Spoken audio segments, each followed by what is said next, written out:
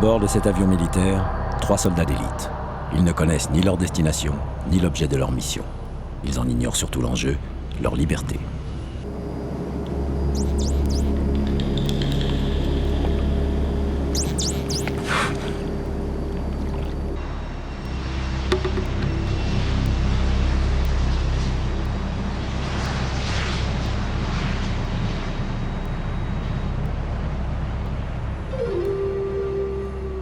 Été 1992.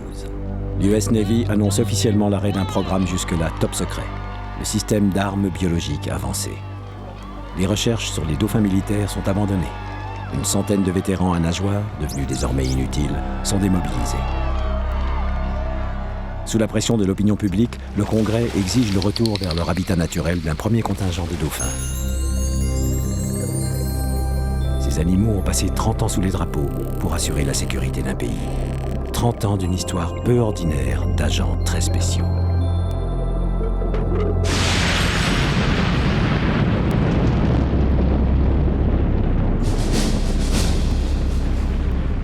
Fin des années 50, la guerre froide bat son plein. La très médiatique course à l'espace masque alors une rivalité sans pitié.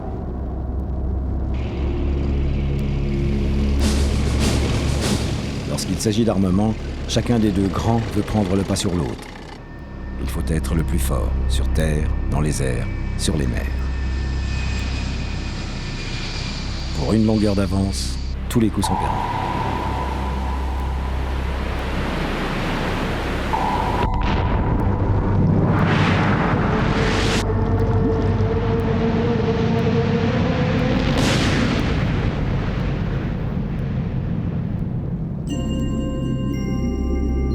Dans l'euphorie des années 60, l'idée d'enrôler des partenaires aquatiques dans l'armée germe dans l'esprit des stratèges de la Navy.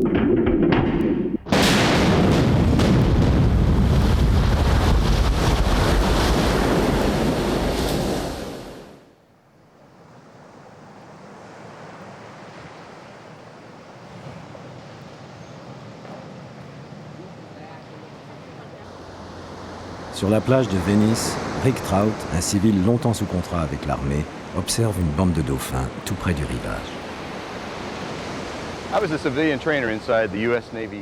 J'ai été entraîneur pour le programme Dauphin de la marine américaine de 1985 à 1989 et j'ai pu voir comment on transforme ces animaux joueurs en armes de guerre. Ça paraît aujourd'hui incroyable, mais ces hommes partaient en mer, capturaient les dauphins à l'aide de filets, les enfermaient dans des boxes et leur enseignaient quelques-uns de leurs coups tordus.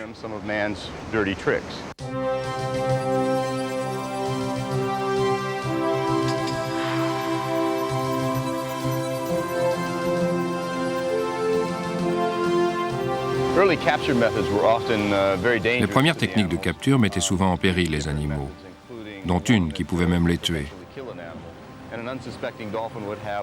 On lançait vers un dauphin sans méfiance un harpon muni d'un filet de basket dans lequel il allait s'empêtrer et il n'y avait plus qu'à le tirer jusqu'au bateau.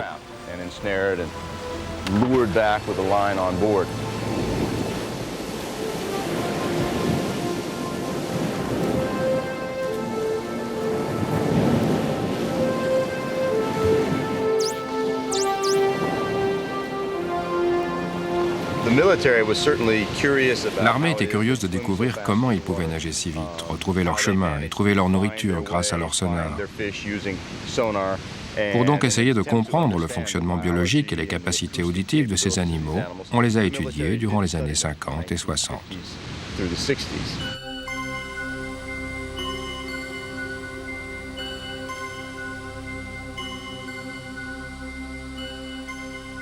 Au début, l'US Navy s'intéresse à la bionique, l'étude des capacités animales en vue d'applications militaires. Ce que la marine veut comprendre, l'extraordinaire adaptation des dauphins à l'élément liquide. Leur peau devient objet d'étude.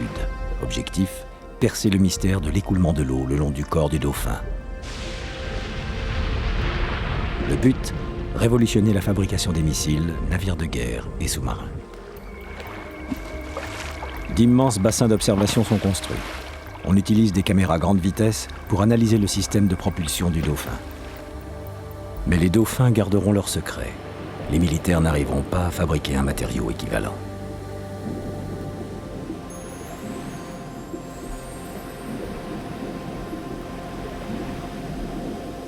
Pas question d'abandonner.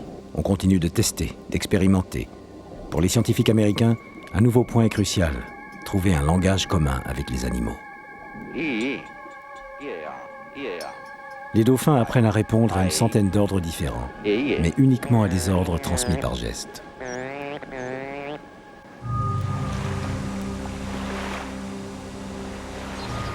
« 1963. L'intérêt des laboratoires de la Navy ne diminue pas.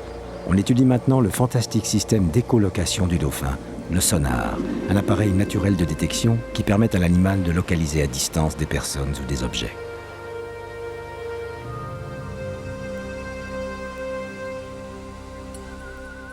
Le dauphin émet un faisceau d'ondes sonores à haute fréquence en direction d'un objet. Les ondes rebondissent contre cet objet, puis reviennent vers un organe récepteur situé dans la mâchoire. C'est là qu'elles sont décryptées et que s'élabore une image mentale. Ainsi, même les yeux bandés, le dauphin peut éviter tous les pièges et tous les obstacles.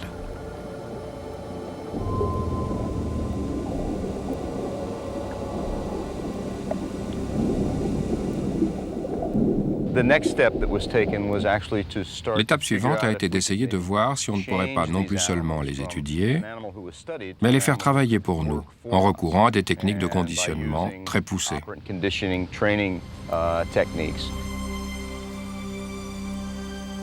L'athlète est capable de plonger jusqu'à 200 mètres de profondeur. Il peut rester 20 minutes en apnée et c'est un champion de la détection. Reste une inconnue. Lâché en milieu naturel, l'animal reviendra-t-il sur un simple signal sonore? This will be the first time that Buzz Buzz has been loose in the open sea since she was captured well over a year ago. As she moves slowly away, does she realize she is free? Now comes the crucial test. Will the months of careful training pay off? Will Buzz Buzz return when called, or will she, now that she knows she's free, keep right on going? Maybe back to the Gulf of Mexico where she came from. Bob Bailey presses the buzzer. Buzz Buzz heard it. She's hesitating. Is she undecided? She's coming back.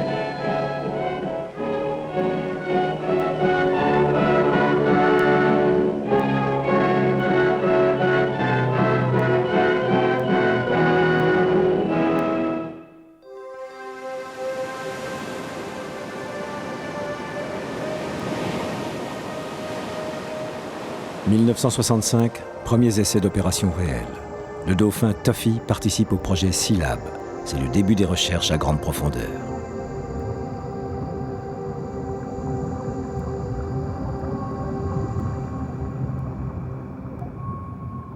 Tuffy, parfaitement dressé, porte messages et instruments à une équipe de plongeurs installée à moins 70 mètres.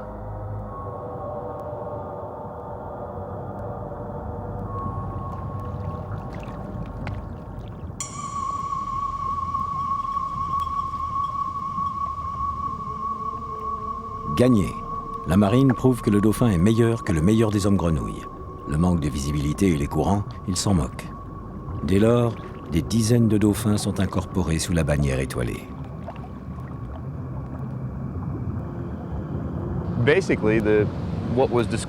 On a alors découvert qu'on pouvait utiliser ces animaux à la place des plongeurs.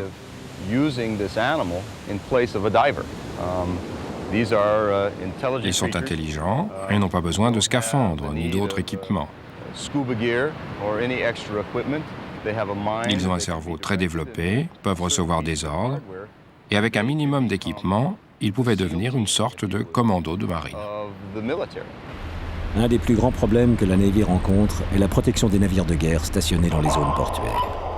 À cause des objets parasites et de la faible profondeur, les sonars, parfaitement efficaces en haute mer, y sont inopérants. N'est-ce pas là que le dauphin, habitué à évoluer dans des baies peu profondes, peut prendre le relais? Grâce à son sonar, voici ce qu'il perçoit.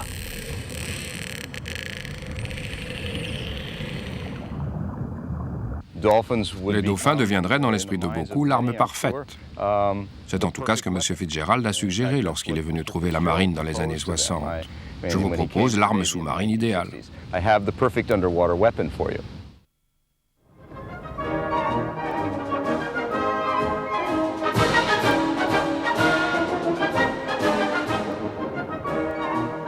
Sébastopol est une ville forteresse, bastion de la puissante marine soviétique de la mer Noire.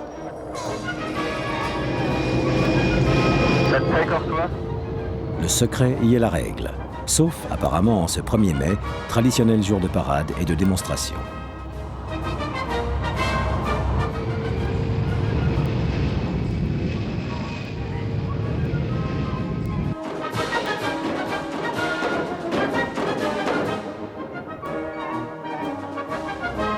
Mais les enfants qui s'émerveillent devant les pitreries des clowns aquatiques, soupçonnent-ils la vérité ?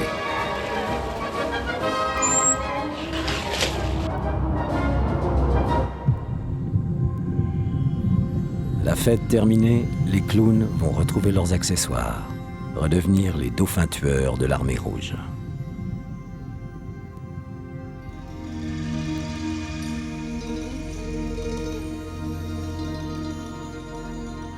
Les soviétiques aussi s'intéressent depuis longtemps aux dauphins.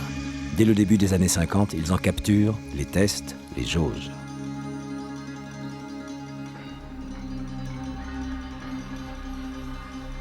Là aussi, les dauphins sont enrôlés par les militaires.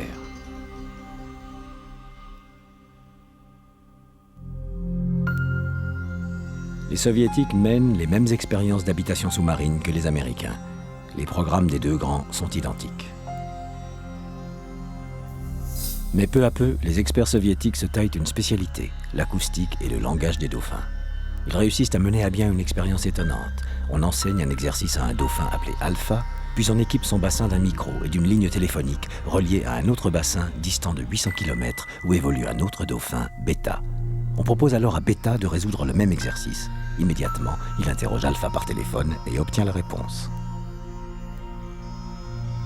Dans son bureau du ministère de la Défense, le capitaine Vitaly Orlanov examine avec attention une vidéo américaine montrant des dauphins militaires à l'exercice.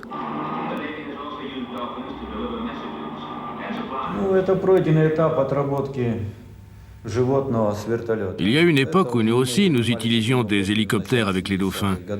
Mais c'était il y a longtemps, au début des années 70. Nous en larguions un dans l'eau avec pour mission de retrouver un objet ou de sauver quelqu'un.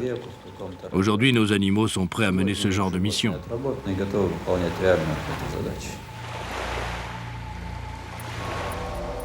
Dans la recherche d'objets immergés, le programme russe était très avancé. Ils avaient obtenu une fiabilité totale de leurs dauphins. Pendant très longtemps, nous avons tenu secret nos programmes dauphins.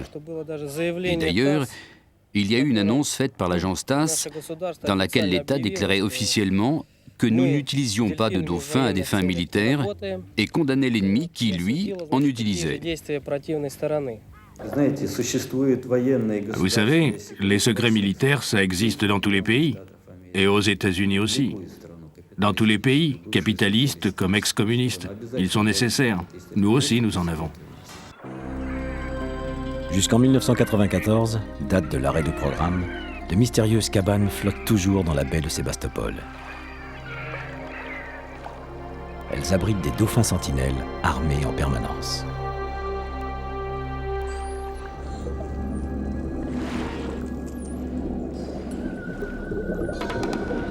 Qu'un intrus tente de pénétrer dans les eaux glacées de la baie et la sentinelle donne l'alarme. Par une pression du rostre, son museau, le dauphin ouvre son enclos et part à l'attaque.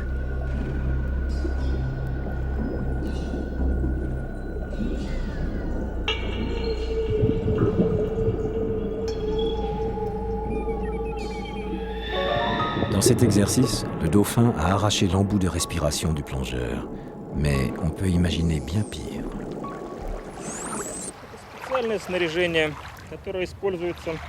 Nous utilisons un équipement spécial pour protéger les sites importants, surtout les bases navales. Au contact d'un plongeur ou au moindre choc, le mécanisme se déclenche et libère la fusée d'alarme qui se fixe ici. Ou bien, le même mécanisme actionne le pistolet sous-marin.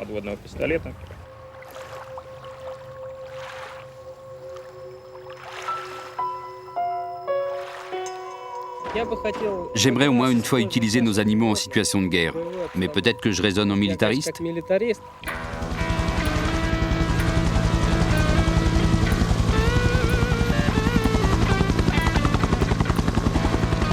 Côté américain, l'espoir devient réalité. Les eaux vietnamiennes furent le premier laboratoire d'essai des dauphins de l'US Navy. Dans cette guerre des nerfs permanente, en réponse à la peur que répandent les incessantes embuscades des soldats Viet-Cong, les Américains utilisèrent Nemo, Maui et 3 autres dauphins pour semer la terreur dans les eaux saumâtres de la baie de Cam Ranh.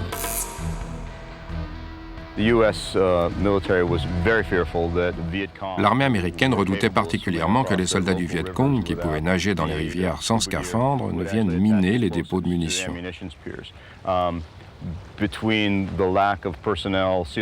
Or, comme l'armée était à court de soldats pour défendre ses dépôts et qu'il y avait des requins dans ces eaux, elle a décidé d'utiliser des dauphins pour essayer de neutraliser les nageurs.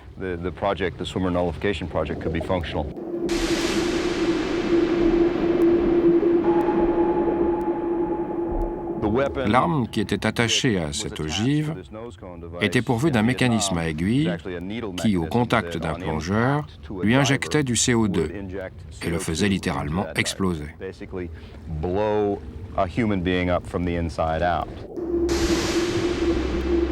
À l'issue du conflit, la rumeur affirme que de nombreux plongeurs Viet-Cong ont été victimes des dauphins.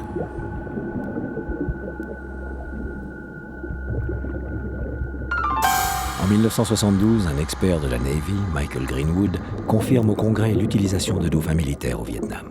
Cependant, il n'y a pas de dauphins tueurs dans la marine. Ils ne sont pas dressés pour tuer ni pour blesser.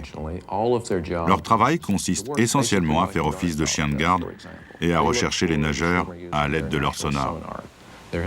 Nous n'avons jamais équipé les dauphins de dispositifs mortels et ils n'ont jamais blessé personne. Donc ça nous fait sourire lorsque les médias affirment qu'un nombre important de soldats du Viet Cong ont été tués par des dauphins. Il n'y en a eu aucun en fait. On a dit que des dauphins avaient tué 2 des nôtres. Un soldat de la marine marchande qui serait tombé dans l'eau au mauvais moment et un membre du commando qui se serait trouvé lui aussi au mauvais endroit. Les dauphins ne les auraient pas reconnus. après le Vietnam, la marine américaine hésitera longtemps avant de renvoyer des dauphins au front. Pourtant, encore récemment, les bateaux de patrouille du port de San Diego transportaient toujours les fameuses tentes bleues. À l'intérieur, un dauphin commando.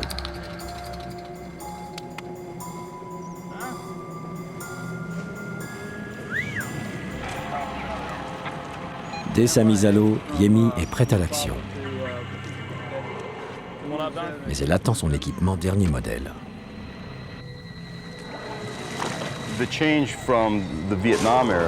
Il y a eu un changement au milieu des années 80 par rapport à l'époque du Vietnam. On a abandonné le dispositif à aiguille pour le cylindre, qui offre 2 avantages.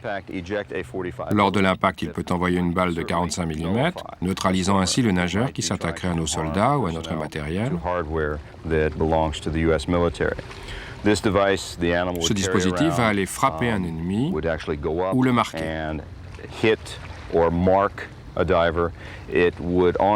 De plus, lors de l'impact, le cylindre se détache de l'ogive qui reste attachée à l'animal et remonte à la surface, marquant ainsi l'endroit.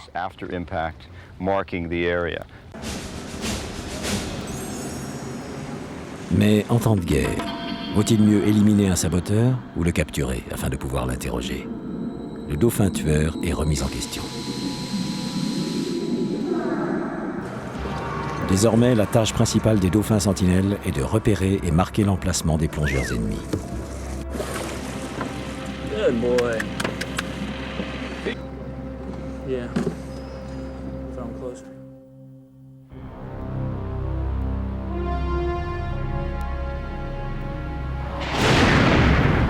Depuis l'aube de la civilisation, les animaux ont participé aux épopées guerrières des hommes. Les mammifères marins entrent en scène durant la Seconde Guerre mondiale.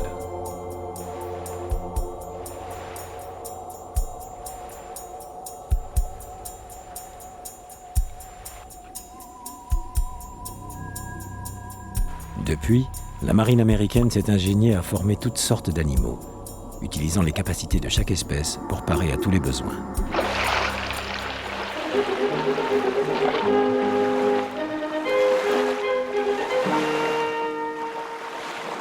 For the first time in U.S. naval history, a mammal other than man had been used to locate and attach recovery hardware on an operation, thanks to a California sea lion called Turk and others like it.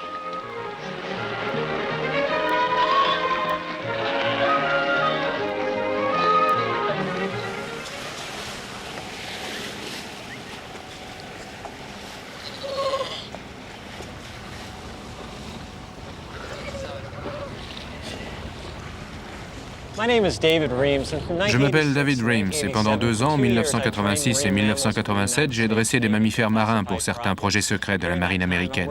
J'ai travaillé avec des otaries sauvages, comme celles qu'on voit derrière moi, au large de la côte californienne.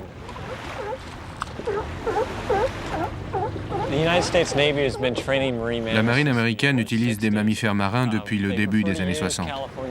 Elle a une préférence pour les otaries de Californie car elle a constaté qu'on peut les transporter facilement, qu'elles peuvent rester assez longtemps hors de l'eau et qu'elles coûtent moins cher à élever que les dauphins.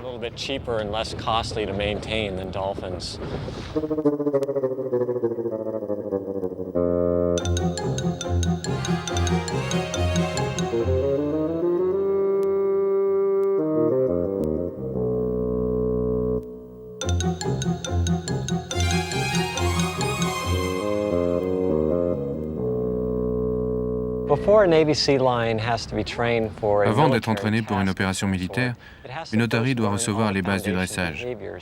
Elle doit apprendre à manger le poisson qu'on lui tend, à être en contact avec des humains, à porter un harnais, à ne pas bouger d'un endroit et à être tenue en laisse, exactement comme un chien.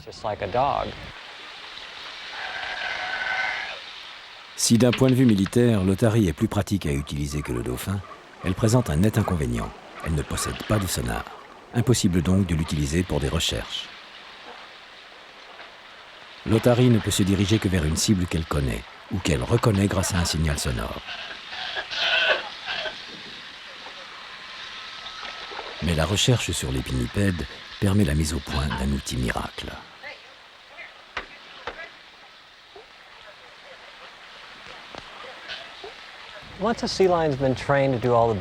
Une fois que l'otarie a acquis le dressage de base, on lui apprend à porter une sorte de bec. Et à l'extrémité de ce bec, on peut attacher ce qu'on veut, un peu à la manière d'un couteau suisse. Ce peut être un objet purement utilitaire comme un tournevis ou un ustensile meurtrier comme un couteau.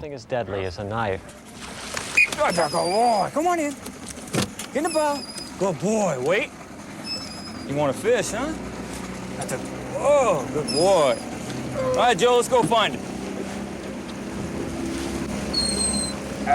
Here, buddy. Please. Right here. How about a salute, huh? Oh, yeah. Oh, yeah.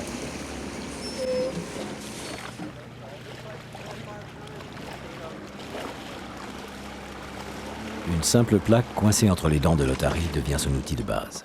Ainsi équipé, l'animal peut sur commande se transformer en renfloueur de mines ou en gardien de base navale.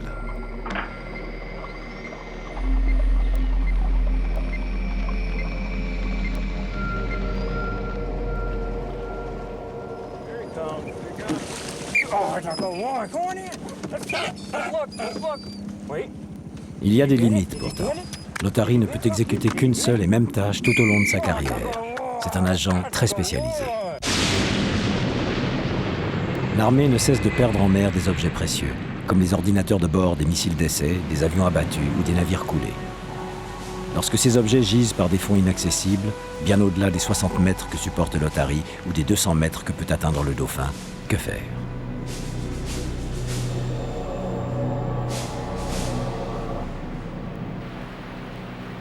L'armée doit chercher de nouvelles recrues.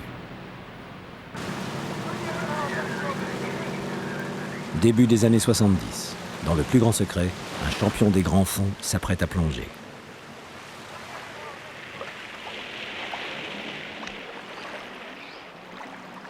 Morgan est un globicéphale. Taille et carrure imposante. Il mesure 6 mètres et peut transporter avec facilité de lourdes charges à 500 mètres de profondeur.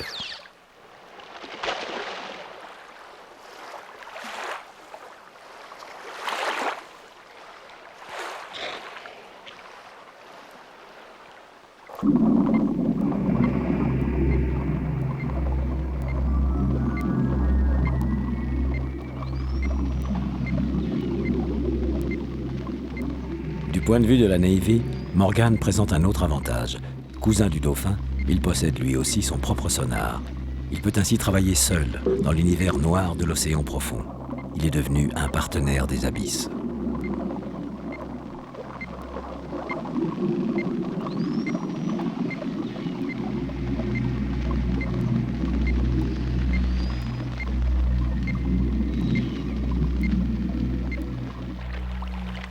Avec de tels alliés, la diversité des tâches que les soldats à nageoires peuvent accomplir devient immense.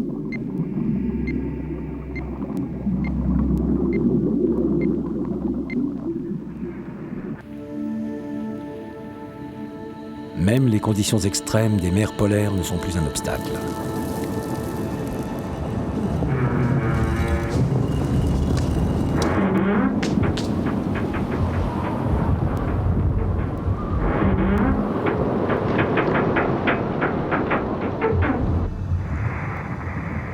Aux confins de la banquise, la marine recrute. On va chercher des belugas, une espèce apparentée aux dauphins, habitués des eaux arctiques.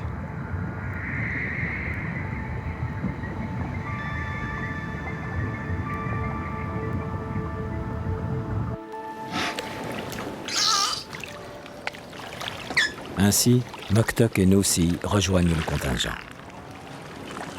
Cette fois, l'armée semble avoir résolu tous les problèmes.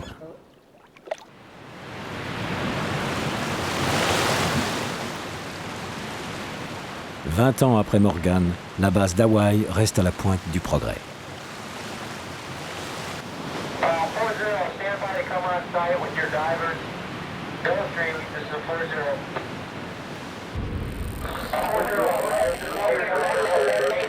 L'exercice de Buster aujourd'hui, apprendre le métier de caméraman.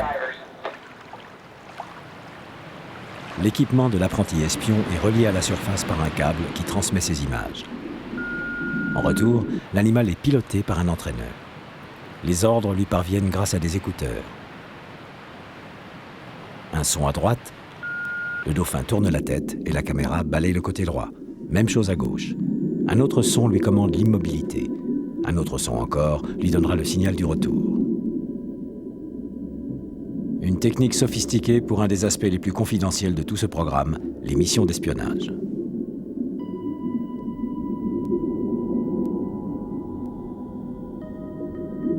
En 1973, un dauphin bardé d'électronique fut envoyé à Cuba tester les systèmes de défense des bâtiments de guerre soviétiques stationnés dans le port de la Havane. Quelque temps après, un autre dauphin posa un mouchard sur un sous-marin russe pour étudier son système de propulsion nucléaire.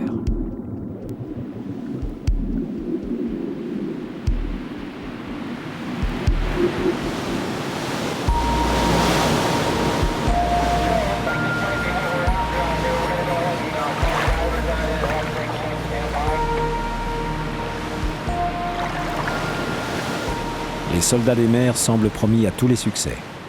Pourtant, en 1974, le magazine américain 60 Minutes a voulu montrer ce que la marine faisait avec les dauphins.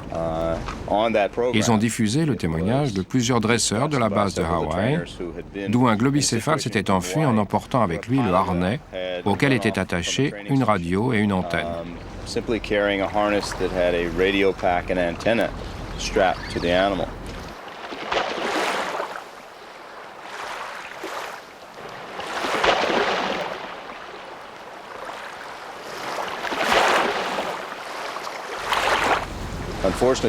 Malheureusement pour lui, on s'est aperçu trop tard qu'une flotte de sous-marins russes passait au large des îles de Hawaï.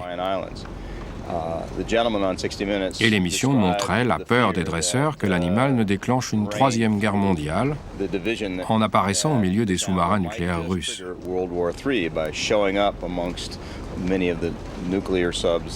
Du coup, pour éviter un tel risque, ils ont tué l'animal. Such an incident, they simply destroyed the animal.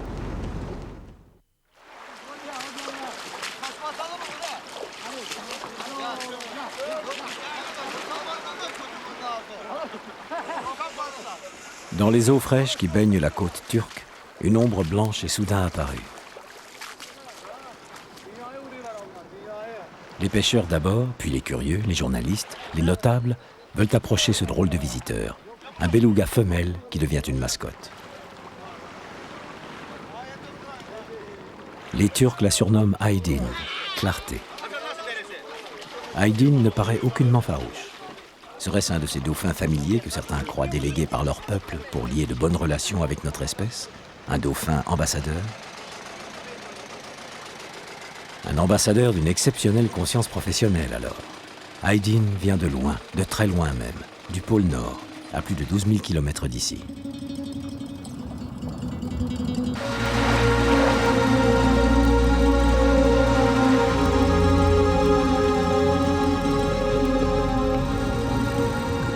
Quelque temps plus tard, les entraîneurs soviétiques de la base de Sébastopol, de l'autre côté de la mer Noire, demandent aux autorités turques l'autorisation de récupérer un de leurs dauphins secrets.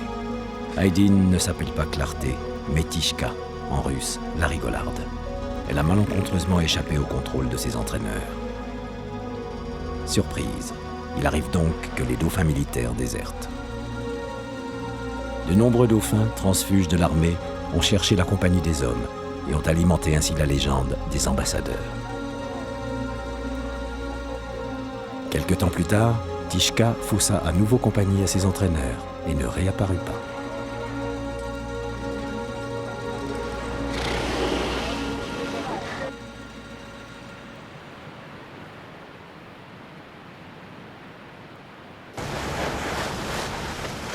Bien que l'annonce officielle de l'arrêt des recherches sur les dauphins militaires date de 4 ans, Rick Trout, de retour à San Diego, constate qu'apparemment rien n'a changé.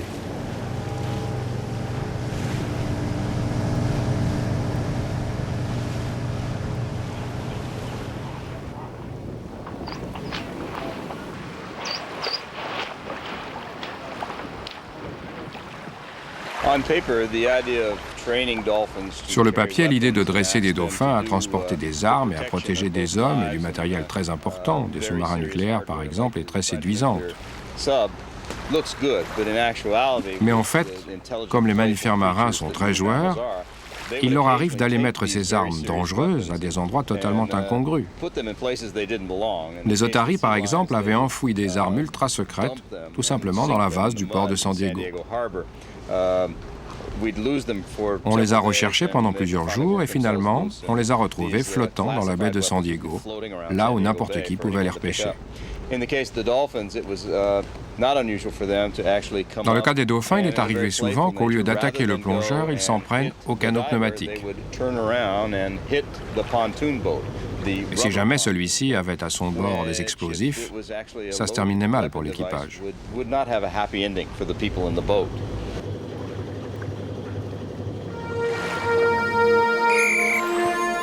Les otaries, quant à elles, sont de grandes peureuses. Au moindre bruit suspect, les voilà qui font demi-tour et se jettent affolées dans les bras de leurs entraîneurs. Par chance, elles ne portent que des armes d'exercice.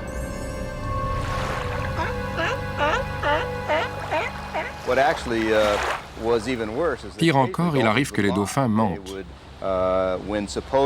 Parfois, en effet, quand ils devaient dire s'il y avait un nageur ou non dans l'eau, ils ne disaient pas la vérité.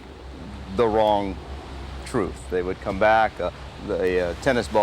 transmettre l'information, ils avaient à leur disposition soit une balle de tennis, qui signifiait qu'il y avait un nageur, soit une pagaie, qui signifiait le contraire. Et bien souvent, il est arrivé que les dauphins, qui pouvaient dire avec certitude s'il y avait un nageur, décident de ne pas le faire. Il leur est même arrivé, quand il y avait un nageur, de dire qu'il n'y en avait pas. Et lorsque le nageur pouvait être non seulement détecté par le sonar du dauphin, mais vu par celui-ci, eh bien, il continuait à s'obstiner, en disant avec un air presque joyeux au dresseur, « Non, il n'y a pas de nageur. » Comme s'il avait voulu dire « Aujourd'hui, je ne travaille pas. »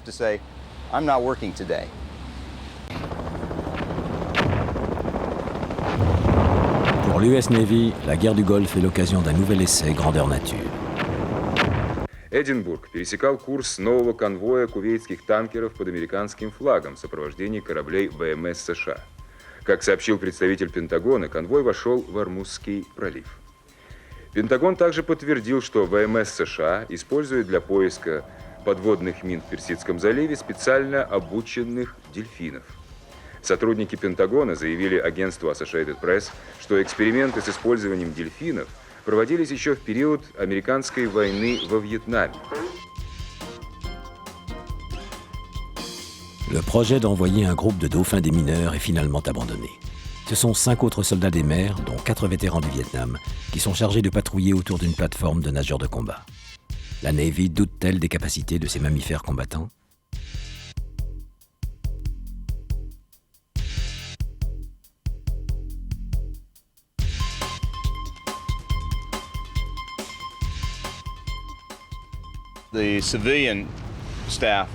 Le personnel civil a été invité à participer à des répétitions de nuit pour préparer les dauphins à leur mission dans le Golfe.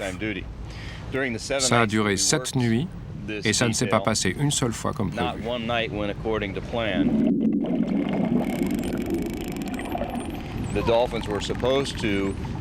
Les dauphins étaient censés repérer nos nageurs, mais ça ne marchait pas, car ils préféraient aller jouer avec les autres dauphins du coin. Et la seule fois où un des dauphins était sur le point d'accomplir sa mission, il s'agissait d'une femelle prénommée Slan, elle s'est approchée de moi et à ce moment-là, elle s'est débarrassée de son ogive et a posé son rostre sur mon épaule.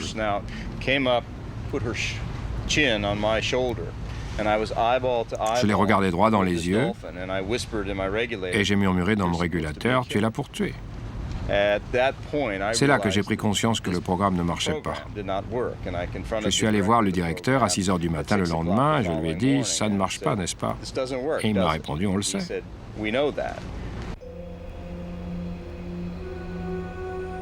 Effectivement.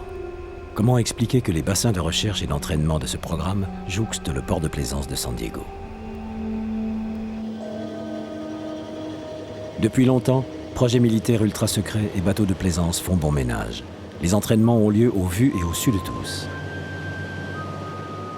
Et si la plus grande réussite du système d'armes biologiques avancées était d'avoir semé le doute et la terreur dans la tête de l'ex-ennemi soviétique?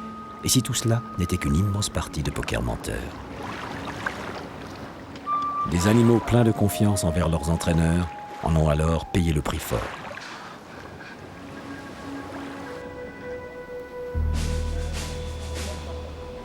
Matricule TT 677, fracture de la colonne vertébrale. Matricule TT 496, mort en exercice.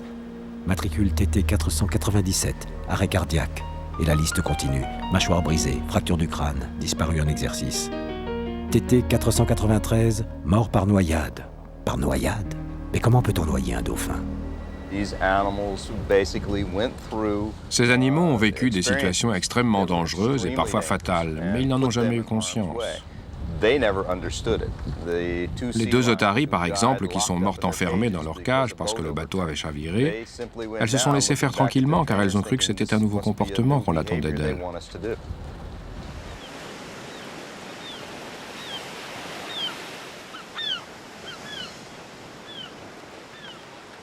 Il faut plusieurs générations pour transformer un animal sauvage en animal domestique. La domesticité est une caractéristique génétique. Les animaux de l'armée sont des animaux sauvages. L'utilisation de mammifères marins comme armes de guerre est une solution impraticable par définition. Les baleines, les dauphins et les otaries, ainsi que ces phoques de la région de San Diego en Californie, sont des animaux sauvages en tant que tels. Ils sont très imprévisibles. On ne peut donc pas compter sur eux pour des opérations à caractère militaire.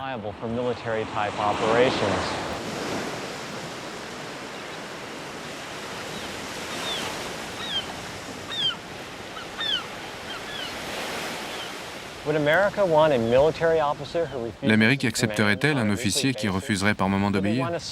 Un soldat qui ne fait pas la différence entre un ennemi et un allié? Ou un sous-marin qui n'en fait qu'à sa tête et déserte sans cesse? Je ne pense pas. Ce serait aussi ridicule que d'apprendre à des chimpanzés à manier un fusil d'assaut.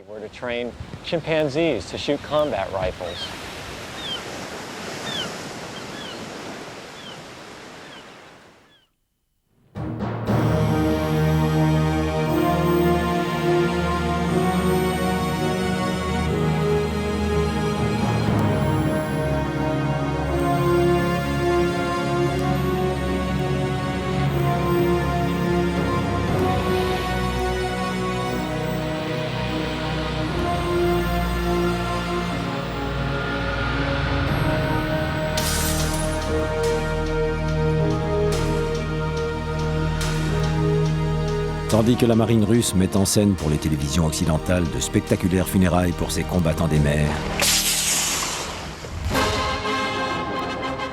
et organise de pompeux défilés pour faire croire que rien n'a entamé sa puissance,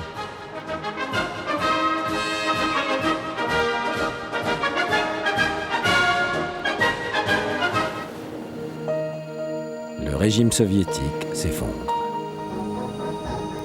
Faute de budget, le programme est arrêté. Les animaux vendus ou abandonnés. Pourtant, juste avant le chaos, les chercheurs avaient pratiquement trouvé. Ils avaient construit une machine reproduisant à l'identique le sonar du dauphin.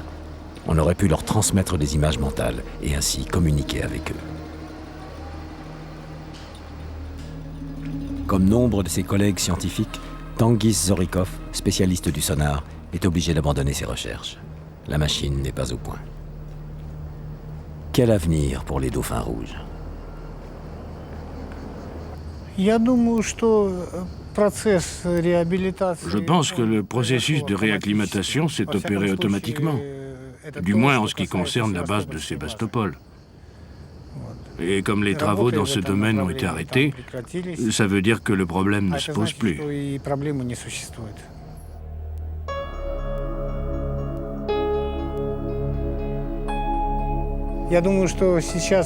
Aujourd'hui, l'ex-Union soviétique est dans une telle situation que même si c'était nécessaire, elle ne pourrait plus se consacrer à cela. Elle a bien d'autres chats à fouetter. De toute façon, je ne crois pas que cela s'impose.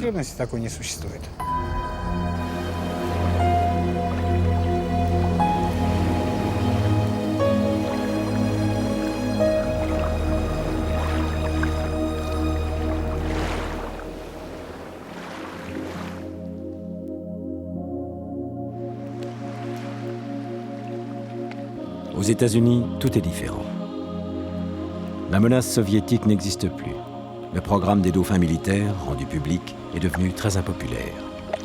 Le Congrès décide de l'arrêter et demande à la marine de renvoyer un premier contingent de dauphins vers leurs eaux d'origine.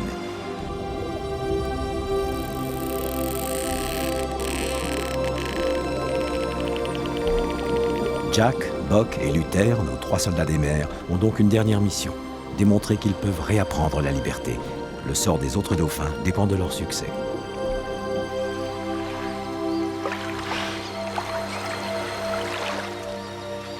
Rick O'Barry, l'ancien dresseur du célèbre Flipper, consacre aujourd'hui son temps à remettre en liberté des dauphins captifs. Il faut que les animaux reprennent goût à la chasse, qu'ils attrapent à nouveau les poissons vivants. Il faut qu'ils oublient la présence humaine et renouent entre eux des liens de dauphins. En quelques semaines, Jack, Buck et Luther sont prêts pour la liberté.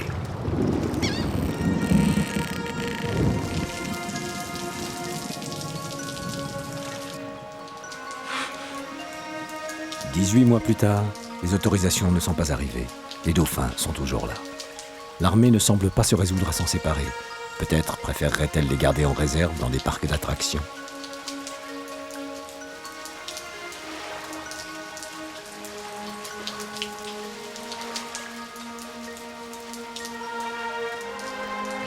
Résultat, les 3 dauphins ne comprennent plus ce qu'on leur demande. Ils s'ennuient, commencent à se battre. Jack, devenu trop agressif, est séparé de ses compagnons.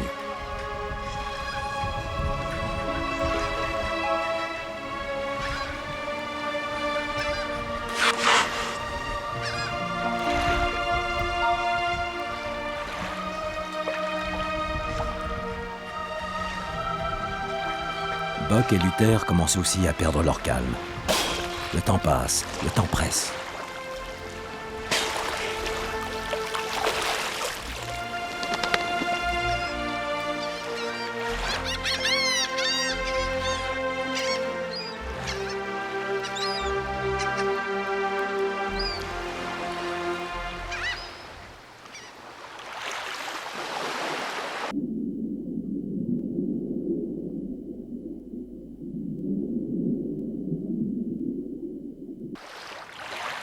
Rick O'Barry, l'ancien dresseur reconverti en justicier, est confronté à un dilemme.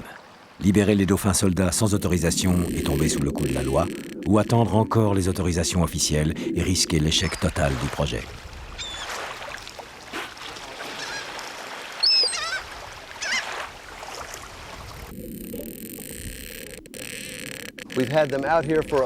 Nous les avons fait sortir 11 jours et comme exercice, nous leur avons fait suivre le bateau à grande vitesse afin qu'ils se musclent et soient prêts pour leur remise en liberté. Ils sont tous les deux en très bonne forme physique et mentale. Nous leur avons fait une prise de sang, tout est normal. Il n'y a aucune raison de les garder plus longtemps en captivité. Nous allons donc les relâcher dès demain.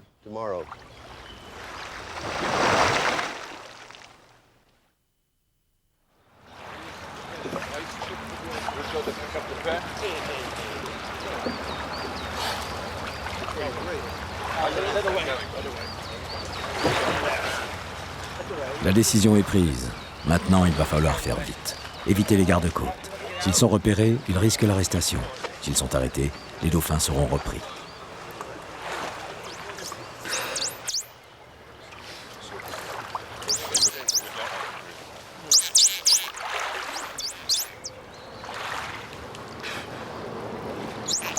This whistle that he's making, that's his real name. That's his signature whistle. His name is not really Buck. That's his real name. He's calling out, telling us his real name.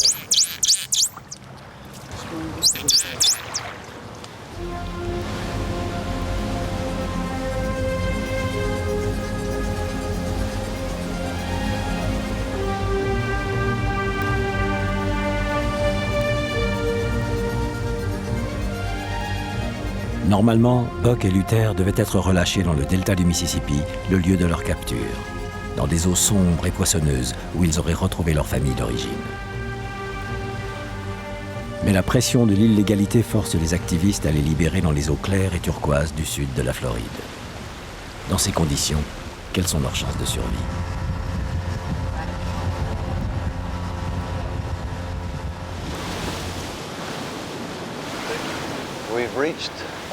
Nous voilà arrivés à destination. C'est ici. Il y a beaucoup de dauphins, de nombreux bancs de poissons. C'est l'environnement idéal. Ça fait très longtemps que nous suivons les dauphins d'ici. Et nous n'avons jamais vu la moindre blessure de requin sur l'un d'entre eux. Leurs conditions de vie sont bonnes par ici.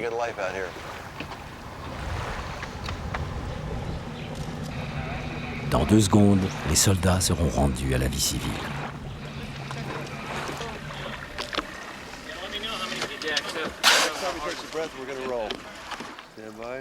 Okay, here we go.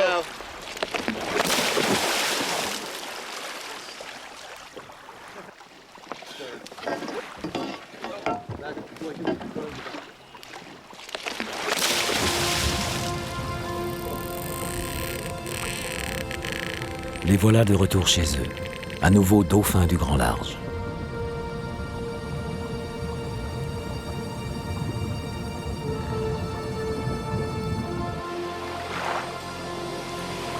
Then he might get up at the plan.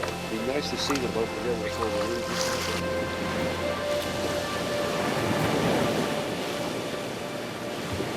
Buck et Luther retrouveront-ils une famille? Garderont-ils le souvenir de leurs années de service? Quel genre de dauphins sauvages vont-ils devenir? Nul ne le sait. Bonne chance.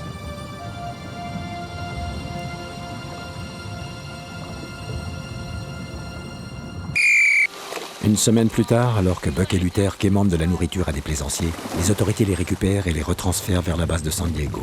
L'aventure de la libération n'aura été qu'un exercice de plus.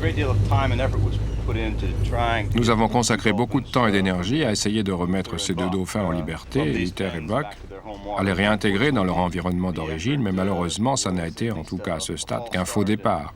Et les voilà de retour ici. Avec beaucoup de persévérance, peut-être pourrons-nous un jour leur faire retrouver leur eau natale au large du Mississippi.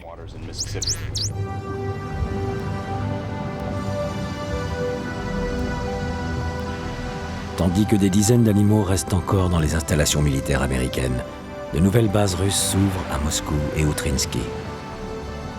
Il semble que le rêve de communiquer avec les dauphins ne soit pas mort, ni l'espoir de s'en faire des alliés aquatiques.